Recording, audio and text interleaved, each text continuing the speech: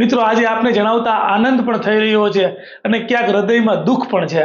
આનંદ એ વાતનો છે કે આજે અમારા આમ આદમી પાર્ટીના રાષ્ટ્રીય અધ્યક્ષ અરવિંદ કેજરીવાલજીને નિર્દોષ કોર્ટે જાહેર કર્યા છે।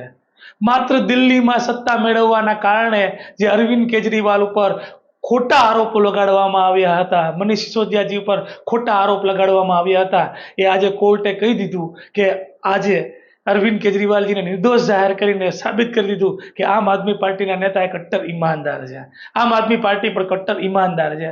મિત્રો, હું મારી વાત કરું તો મારી ઉપર પણ 2 ખોટા આજે કેસ કરવામાં આવ્યા છે અને આમ આદમી પાર્ટીના દરેક નેતાઓ ઉપર આ ભાજપના લોકો દ્વારા ખોટા કેસ કરીને માત્ર એમને બદનામ કરવા માટેનો પ્રયત્ન કરી રહ્યા છે।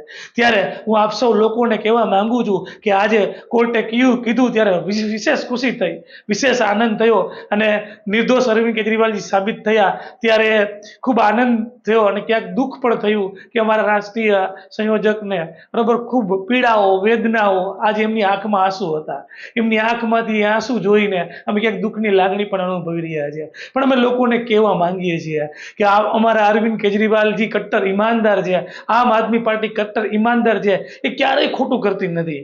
માત્ર ને માત્ર આ ભાજપના લોકો, ભાજપના નેતાઓ એને બદનામ કરવા, સત્તા મેળવવા માટે પ્રયત્ન કરી રહ્યા છે, એ પણ આજે કોર્ટે સાબિત કરી અને ચુકાદો આપ્યો છે। ફરી હું આપ સૌને કહેવા માંગુ છું, આમ આદમી પાર્ટી કટ્ટર ઈમાનદાર પાર્ટી છે।